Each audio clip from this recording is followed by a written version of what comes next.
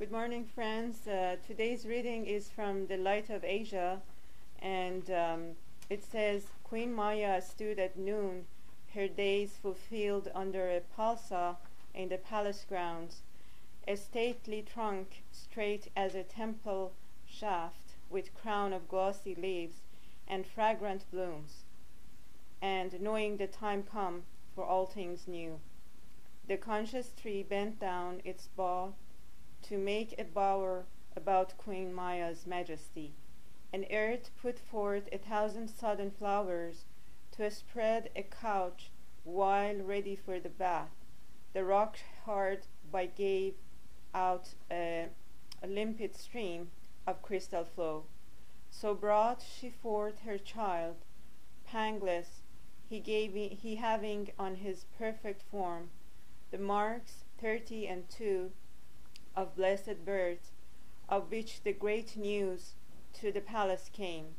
But when they brought the painted palanquin to fetch him home, the bearers of the poles were the 4 regents of the earth, come down from Mount Sumeru, they who write men's deeds on brazen plates, the angel of the east, whose hosts are clad in silver robes, and bear targets of pearl, the angel of the south, whose horsemen, the commandas, ride blue steeds, with sapphire shields, the angel of the west, by Nagas followed, riding steeds blood red, with coral shields, the angel of the north, environed by his yakshas, all in gold, on yellow horses, bearing shields of gold.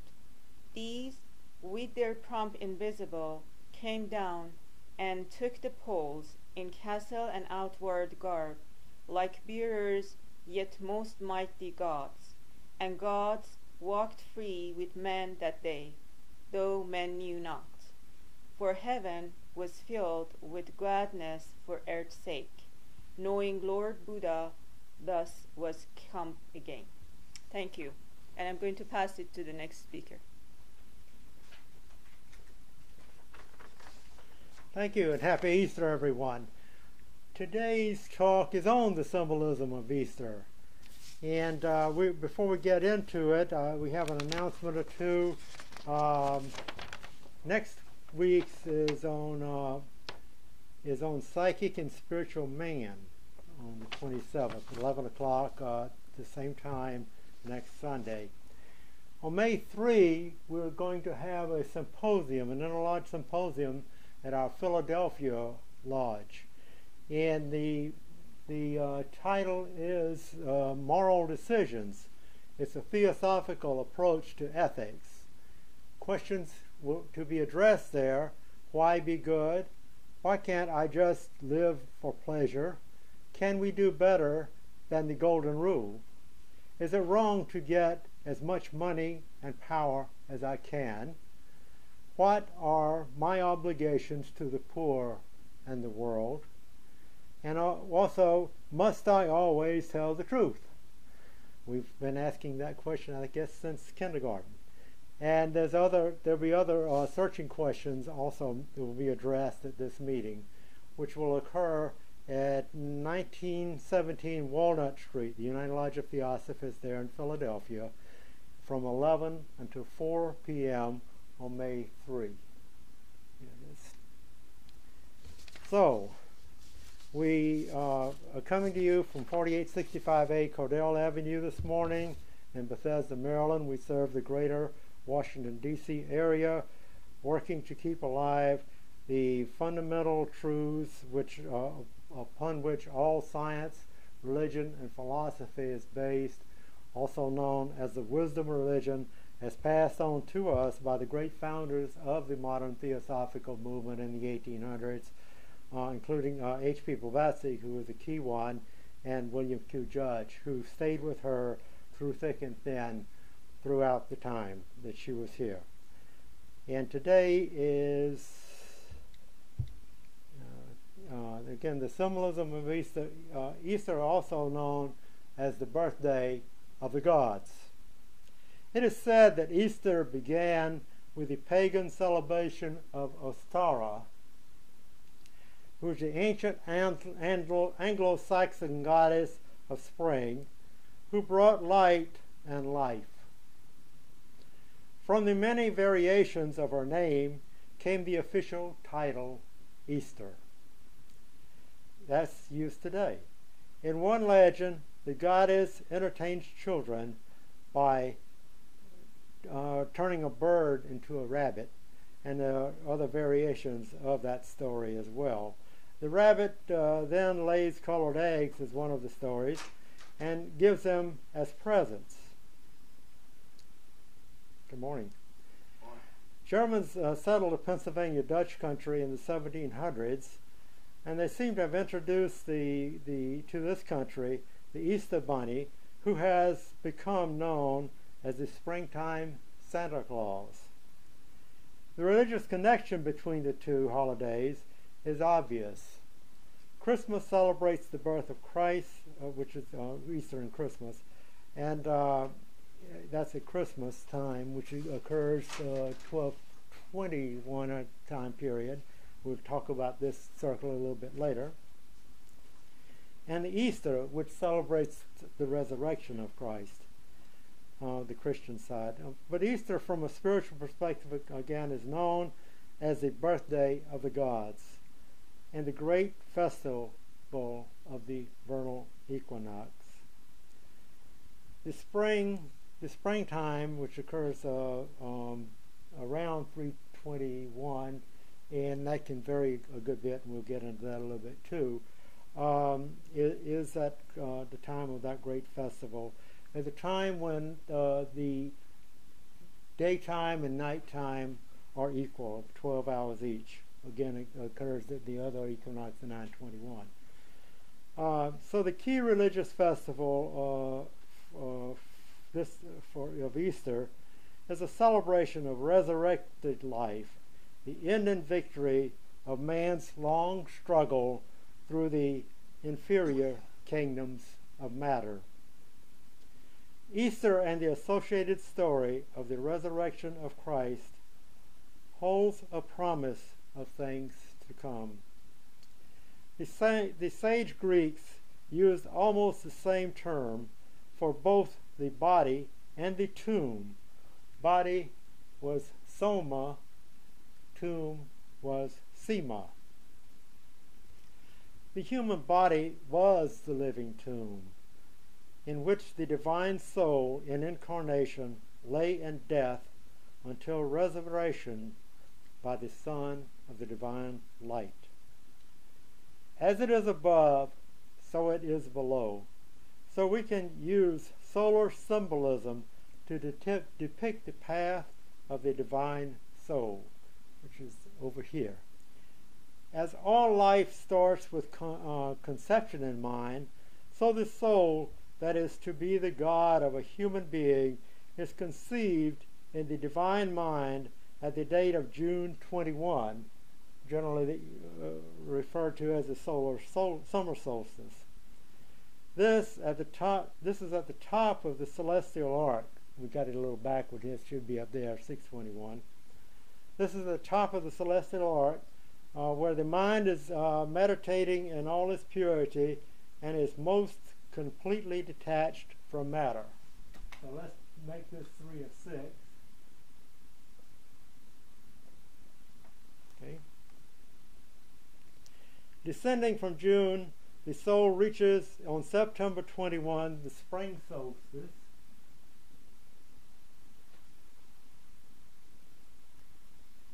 The point where the soul is headed straight downward and crosses the line of separation between spirit and matter and becomes incarnated in material body.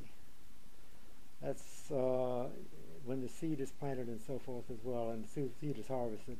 It is the soul's immersion in body and its equilibrium with it that brings consciousness to function.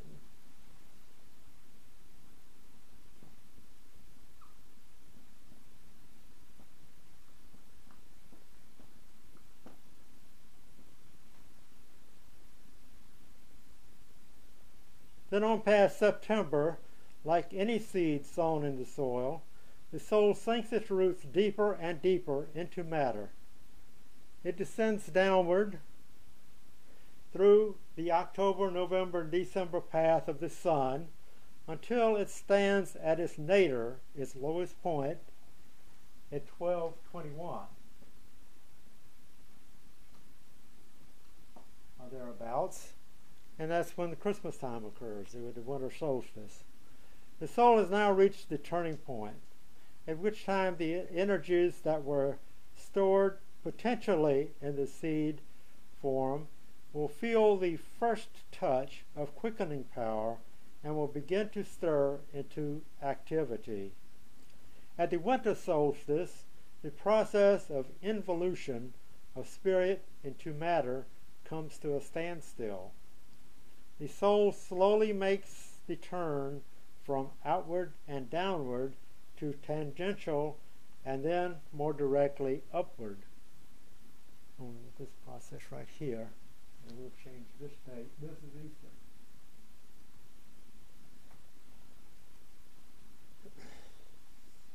So the winter solstice signals the end of death and the rebirth of life in a new generation.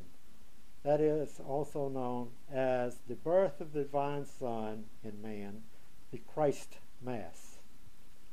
New growth resurges at this turn of the year, as the Old Testament phrases it. This new growth goes on with increasing vigor as the days get longer and the sun power of the spiritual life activates the latent capabilities of life and consciousness. Now we're in the morning of 321, thereabouts. The Easter is this year, a little later than that. The soul springs out of the tomb of fleshly death, giving it the resurrection from the dead. The story of Christ's resurrection at Easter is a symbol of man's immortality as he leaves behind attachment to the elements of the world and steps into conscious bliss. So at September, the soul moves toward animality. At December, it is awakened enough to be born the next higher stage, and at Easter in March, it is reborn into the still higher kingdom of immortal gods. So the sages of old used symbols to impress dull mortal thought with imagery suggesting of new birth. They pointed to the chick pecking its way out of its shell, the butterfly emerging from the cocoon, the hibernating bear awakening from the sleepy winter, and the emergence of all life from the egg. For this reason, the egg became the basic symbol of the festival.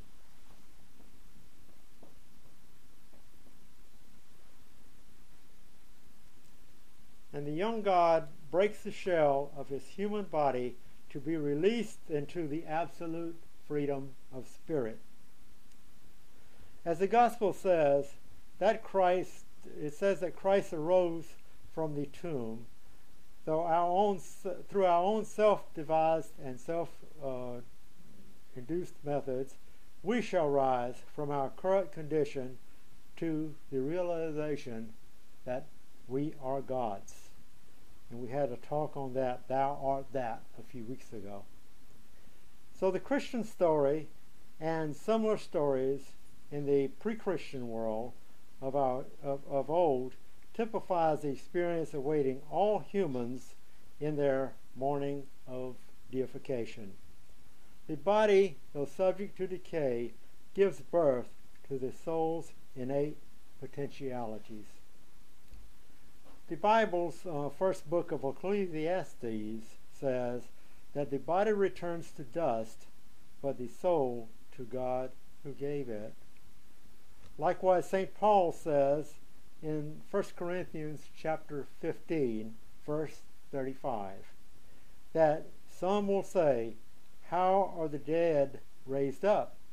And with what body do they come? And then he answers that it is sown a natural body. It is raised up a spiritual body. The soul is resurrected in a body of imperishable ethereal substance, which will not dissolve with that of flesh. The men's souls are sown in a natural body, the lower four passions and desires, life principle, jiva, astral body, and physical body. We frequently use a symbol that's supposed to be a square. That's the lower self.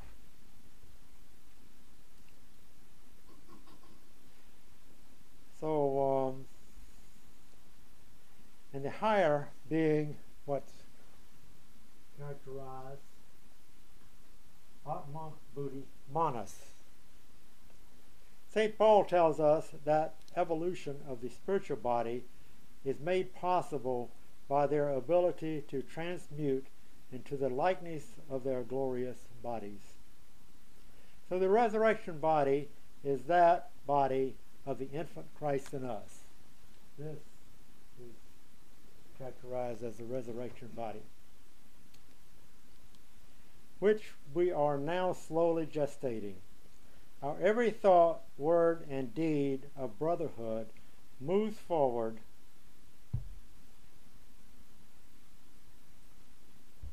Sorry about that.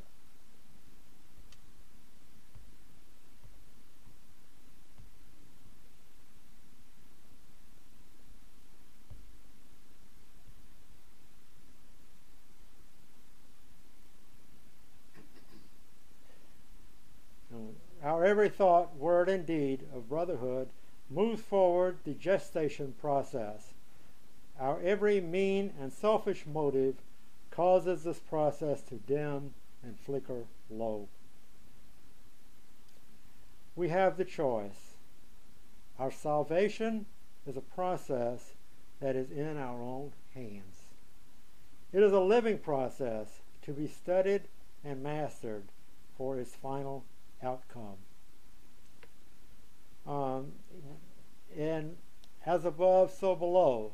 If we look above, we see exactly what we are in essence. And there's a section on the mating of the sun and the moon. In all archaic philosophy, the sun typifies the divine spiritual nature in man. The moon typifies man's earthly physical nature. The spiritual Christ in man, his immortal soul, is generated, birthed, and glorified in the constitution of the mortal human through the conjunction of the two natures, the divine and the human. Easter comes in the spring of the year when nature herself stages her rebirth and the outer scene from the winter's dormancy. Easter is dated at the Sunday morning. This is why the variation we have 321 typically up there. Easter is dated at the Sunday morning following the first full moon after the spring equinox, which is 321. The conjunction of the sun, which is spirit, and the moon, which is matter, typifying the birth of the divine child in man. The full moon marks the completion of her divinization, or the end of her pregnancy. Thy whole body shall be full of light, says the Christian scripture. Horus, in the ancient Egyptian dramas, exclaims that my whole body is filled with light. There is no part of me that is not a god. I am divine in every part. Whereas the Christ birth at the winter solstice is placed at night, the resurrection is placed on the Easter morning, as the sun in man is rising out of his winter of embodiment in the new morning of his generative cycle. So at every suggestion of symbolism, the Christ in us suffers agony endures his crucifixion, and makes his sacrifice of life for our salvation. St. Paul is right. If Christ be not risen, then our faith is in vain. If he be not risen in us, then we have no stake in the resurrection. Without the transformation of ignorance and pettiness in our own natures, we keep the Christ still bound in death in the only tomb in which he ever lay dead, our mortal bodies. If we for a moment permit the story of the resurrection of Christ to lure us into the belief that another person's alleged conquest of death in the long past in any degree relieves us from the evolutionary task of achieving our own resurrection, the story becomes a source of a calamity for us. To the extent to which we look to a man or a miracle or any power outside of ourselves, to that extent we will let the sleeping divinity within us lie unawakened. 1 Corinthians 25, chapter 15, is called the chapter of the resurrection. It says that, "For since by man came death, by man came also the resurrection of the dead." In the 7th chapter of his epistle to the Romans, St. Paul says that sin rose up and killed him. Death rendered to those writings carries the Greek philosophical connotation of the relative death. The unawakened latency of the soul, when in incarnation it lay buried under the earthly animal nature of the body in which it had been planted. John the Baptist says that there are two men in our constitution. The first, our natural man, first Adam of the earth, earthly, and the second of spiritual man, the new Adam, Christ. St. Paul in 4th chapter of Galatians says, "He that was born after the flesh persecuted him that was born after the Spirit. When soul enters the body," says Paul, "sin, which is powerless when soul was yet in heaven, springs to life and kills it." Says Jesus in the Gospel, "Unless a grain of wheat fall into the ground and die, it abideth alone. But if it die, it bringeth forth much fruit." Says St. Paul, for as in the first Adam all die, even so in Christ the last Adam shall all be made alive. All spirit gives its life and goes to its death, to uplift the physical creation below its level. So we are here to help uplift all around us, is what this really says. The Old Testament has a song of Solomon, "Rise up, my love, my fair one, and come away. For lo, the winter is past, the rain is over and gone, the flowers appear on the earth, the time of singing of birds is come, and the voice of the turtle dove is heard in our land. The fig tree putteth forth the green figs, and the vines with the tender grape give a good smell. Arise, my love, my fair one, and come away." So the adulation to rise up and come away is addressed to the divine sun soul in man when the day of final victory and release from the bondage of bodily existence has dawned, and the very voice of nature's birds bids the soul to come forth to greet the morning of its everlasting triumph. And this is the formal presentation for today's Easter talk, and we will open now the floor for comments after a minute. You need to get the mic.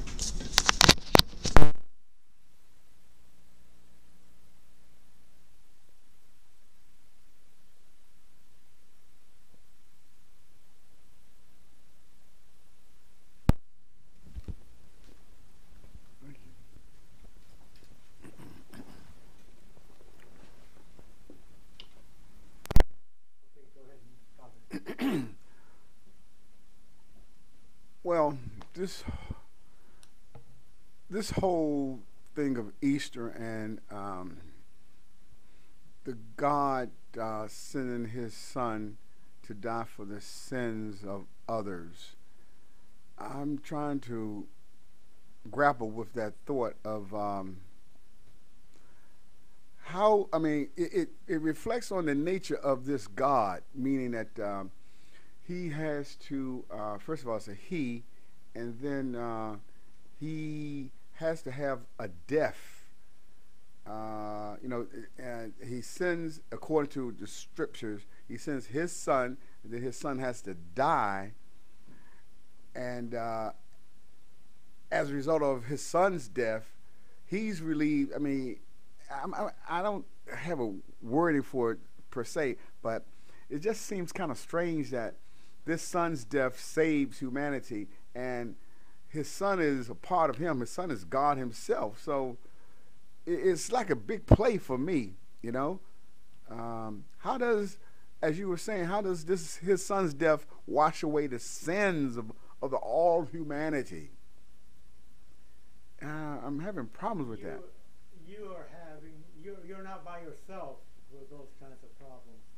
The idea of God, as you presented it, and as we generally know it in the world, is man-made. The deity, through this mind and understanding of theosophy, no doubt exists.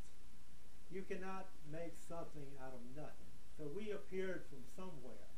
We appeared from the deity. Therefore, we are here to, as the highest developed creature on this earth, to do what Jesus was trying to teach us that we were supposed to be doing. He said we can do greater things than us. You can do greater things than I, he said. So this story has been diverted, if you will. He came to show us the way. So did the other great teachers that came before us. Came to show us the way. Krishna, Buddha, Muhammad, and the others. And HBB tried to point that out too in the 1800s. He says, "Don't do as I do. Don't do as I. Don't follow me. Follow the path I show." Is what she said. That's what Jesus said. That's what all the rest of them have said. The great ones that have come before us. We tend to, as a humanity, discount all that. We sell our souls and we say, "Hey, we can't do it." Well, we can do it, and that's the whole thing. That's the whole reason why this teaching is put before us to show us this. We are here. We're God's in training. We're here to help nature. That's our job. And I think you had a lot of questions there. How could Jesus come and save the whole world? No, we have to save ourselves. And that's what the teachings say. And the way we teach, the way we save ourselves, it comes into the idea of reincarnation and karma. We pick up. We're in this body. Most of us are not perfected. I'm not to speak for everybody, but this student knows he's not. So at the end of this life, we can look back and we flash back and say, maybe, we can say if we tried hard, that we made some progress and so forth, and we've helped out ourselves and others along the way. And then we assimilate for a long period of time, and we reincarnate and we keep on going. And as long as we're working through our own self-induced, self-devised methods, we will eventually become, we actually are that Christ within. We are actually that person, internal. We will then be that perfected being completely. Mm-hmm. And we have a cycle that goes like that too, which comes down from the deity, from the all. We go through the various experiences along the way, mineral, animal kingdoms and so forth, and then become human. The mind is lighted up, and it circles back up around, and eventually we will make it back to the source from which we came. And we are about right here now in the process. We have hit the bottom in terms of in this cycle. We have talked on cycles and so forth.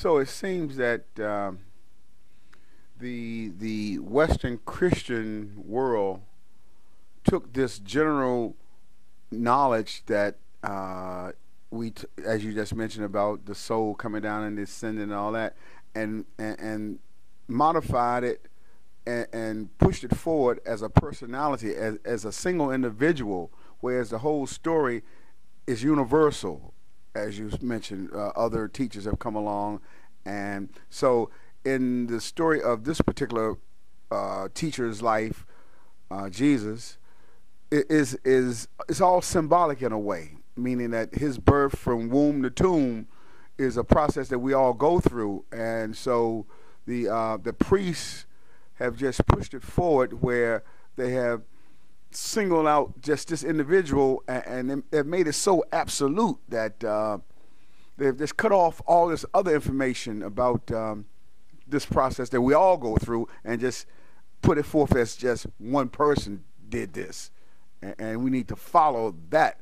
And in doing that, it makes all of us just sinners, as they throw on us, this idea of sin, and they say all Adam, even before Jesus, that's the New Testament, but they start this sin thing in the Old Testament, all sin through Adam. So we're just burdened with this whole consciousness of being sinners, and we cannot do it. And if we can only be saved through Jesus Christ. In other words, yeah, that seems. You hit it right there. We're here to sacrifice and to help others around us, just like Jesus came to sacrifice. And we actually should be working toward being a friend of nature. And nature is here solely for the purpose of advancing humanity. So, we have our trials and we have our tribulations. Those are opportunities to learn. Mm. Like the old code says, no pain, no gain. And if we throw that on somebody else, mm-hmm. on Jesus and so forth, mm-hmm. we're copping out. Mm-hmm. We have to recognize that we are here for growth. Mm-hmm. And Jesus, the idea of the story of Jesus can be interpreted in many ways, and you hit on the key ideas in this student's opinion, which is that's a story that we all go through. We all go through the birth, the resurrection, and we bear our cross and all that. Mm-hmm. And that's the value of it. And if we distort it to the point where, this guy in the sky sent down his son, and it's the only one, Mm-hmm. and then that really relieves us of many of the responsibilities we're faced with, and really kills our opportunity for advancement. And finally, for me, this notion of sin, as you say, opportunity, meaning that if you change the word sin to experience, meaning that things that come to the individual soul while he's here learning and in matter, so those experiences, if they can be looked at as opportunities, lessons, instead of sin, it frees the mind from that psychological burden of what they have been oppressed with, the sinful nature and all that. It comes through as opportunities for learning experiences. Exactly. Yeah. Just have one question. So what's the difference of resurrection and reincarnation? Good question. Yeah, I'm mixed up. I don't know what's the difference. What's a resurrection is a reincarnation, isn't it? So it's the What's the deal? The Christian idea is that he died in that body and he came back in that same body. Okay, we in effect do that, but when we die from this body, there's a process where we have the skandhas and all that stuff that we have separate talks on, and our physical body becomes part of, like you said, the dust of dust, and so it becomes an ethereal body again, and we attract some of those same things when we come back, but it is a different body. I mean, we look different in the next incarnation. Exactly. Our personality is different and so forth. But in effect, we can see that as a resurrection. Okay. Thank you. Interesting comment. I hadn't thought about that before. But I think some of that gets back down. You got to go back to Egypt and how the mummification thing. Yeah, that goes back to that idea of a physical body, you know. And I'm right now, as we speak, lost a lot of that information, but that's really what in the believers and the followers' mind, that they will be resurrected in that physical body, you know, instead of that astral body or that spiritual body. On a physical level, that's gone. You know, you can't stop natural processes of nature. Our physical body, what we have as a physical body is basically like our vehicle. That's all it is, and it's a temple to be taken care of while we had it, but that's not us. And what you were alluding to with your question, and Dupree was pointing out, is that higher body, that higher being, God will be Manus in us, that goes on from life to life. We were not, now shall we ever not be. That part is what we're talking about. This changes. I think also even in our present bodies, Put your mic up. even in our present bodies, through becoming a new person, transcendence, adopting pure ideas, thoughts, theosophical thoughts, universal brotherhood, leaving our past lives behind, not looking backwards and so forth. We sort of we become a new person, a resurrected person. Yeah. Exactly. We're talking about this, our spiritual being down that. We are that throughout us. All of our cells are, have that potential within them. And as we focus on our higher being, we bring all that up, including ourselves. So yeah, this is why all of this changes in this understanding. And this really is a perfected part of us, which goes on from life to life. And the Manus part expands as we go from life to life. As we perfect something down here, then it goes up to here. So I think that's really is an extension of what you were saying too. So then, in the Christian story of Easter, if you look around through the world, other than is this anywhere literally in any other religious scriptures? Meaning that if you study, let's say, if you go to the Hindu scriptures, is there any example that you've come across, or in the Buddhist scripture of, or even in Mohammedan, of this type of story? Is it? I guess this could be in their myths and symbolisms somewhere, but as I speak right now, I'm trying to. I know Christianity, well, comes up out of Judaism, and maybe through the Kabbalah, they have had some kind of mentioning of something like this. This story put in a different form. I'm trying to think universally, either in Mexico or Peru with the Mayans or something like that. Have you come across this sort of story, in other words, about the God sending his son dying, and like you say, many teachers have come forward to teach this, the idea of thou art that, but in this thing of the tomb coming up in 3 days and all that, being crucified, is there any similarity? The symbolism is there, probably throughout all of the religions, because this you got us back. You got the Christians back to Judaism. But before Judaism, before that, and the Kabbalah and all that, it was a Hindu. the ancient Jews came out of India, Mm-hmm. and this humanized part, the Christians, in this year's understanding, is where that is, where there's a concretation of all this. Mm-hmm. And he said that that really came out of Judaism, but the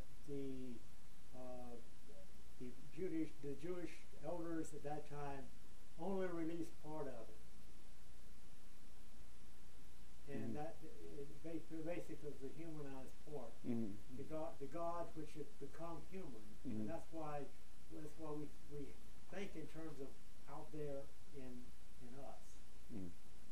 We have God, we have Jesus, His only Son, and so forth. That in this student's understanding, there is a direct comparison between the religions. But let's hear the. Well, they all have something close, anyways. Like Persephone, who dwells in Hades, and then in the spring she comes. She's allowed to return to the earth, and the flowers bloom and so forth and so on. She was dead during the winter, and then she comes back. Ceres, her mother, accepts her, and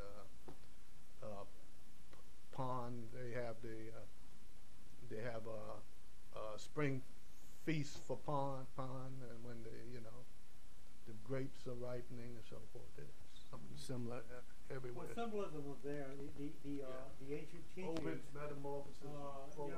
Like Easter goes back before the birth of Christ in 200 or 300 BC. When we go back to the Star, that's 200 or 300 BC. So all of these stories are conglomerations. All that's phenomenal. And they're brought forward. But the point is, Christianity is not a unique religion. It has come up from a conglomeration of all of these sources. Therefore, you're going to find in it bits and pieces of what's laid out in science, religion, or philosophy. Yeah, and that hits on the key that it takes a comparative study of mythology and religion to really dissect that this particular story, because you have these diehard fanatics within each and every group that's pushing forward that their way is the only way, and that leads to separation instead of unification. Exactly. So Theosophy, once again, it seems to be that vehicle, that tool, which puts forth in a universal fashion all of the symbolisms, and you can go to college and study mythology, and but they don't have the divine within it. It's just reason and academic study. It's Theosophy is the synthetic presentation of this wisdom, and yeah. Exactly. You're talking about the second object. May I read that? Sure. The study of ancient and modern religions, philosophies, and sciences, and the demonstration of the importance of such faith. So that is one of the three objects of the modern Theosophical movement. Universal brotherhood being the key thing that all of these lead to. If we pay attention to universality of all of this, and what has generally been taken out, especially in the Western world, is the spiritual part of it. Because you go to have philosophy in college, you don't really get you discuss spiritual things, but philosophy from an outside world standpoint really doesn't get into spiritual matters. Neither does science, and really neither does religion. It's all very material, all three. Yeah, it's in a dead letter mythology that they. It's more of a dead letter mythology that's learned in the colleges. Not, there's 7 principles of more or less missing. Atma, Buddhi, Manas, the inside. So that's from a philosophy major. So then the success that the churches have had, an indicator or thermometer is that today, being Easter Sunday, why is it that there are three of us sitting here, and you go to the churches, these houses it's full house. So is that an indication of how successful this story has been just propagated to the masses of people? And then HPP, in her Voice of the Silent and all this, she say, this information, Theosophy is to the few, the fortunate few. So are we who are sitting here fortunate that we're not subjected and oppressed by that theology and that dogma, where these others who are sitting in these right at this hour being pounded in by the priest, their story? This student certainly thinks he's fortunate to have found it. Mm-hmm. This student was sitting in the pews of the churches as he was coming up, Mm-hmm.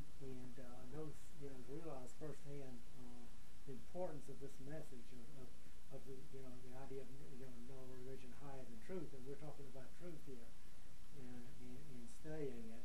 It's a undertaking that requires lifetimes of effort to do that, and I don't know that any of the three or four of us sitting here would think that it's otherwise. It is an opportunity, and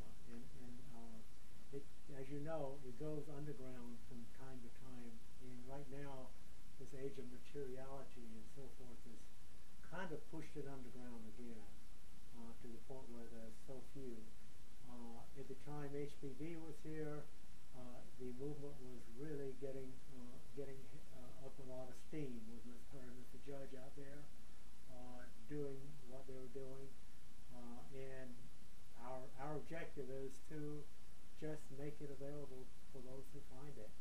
There are books around here, some of them are very old in the library. The Secret Doctrine, Isis Unveiled, all that lays out an opportunity to remove ourselves from the shackles that have been placed on us by the quote modern thinking.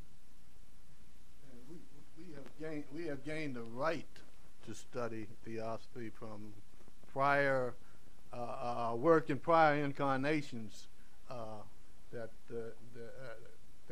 in each incarnation, or in this particular incarnation, we have gained the right through our efforts in prior incarnations to be here, whereas others are still working at it.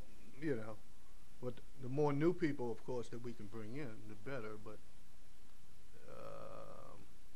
Absolutely, and it's a fine we've gained the line. right to be here. It's a fine line. In ULT, we're told we need to try to hold the line. We need to try to keep the truth out there and not let it get muddied up. Lots of people, popular ideas don't necessarily grab a hold of this, because this takes work. What do we have to offer to anybody coming in? A lot of blood, sweat, and tears. Yeah. But we also have this other side, which is by doing that, you're talking about sacrificing and dying that others may live. By doing that, we then are setting up a nucleus of universal brotherhood, which will uplift all around.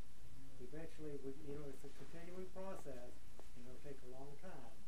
It's not like we talk about magic. Magic is seeing something appear in front of you.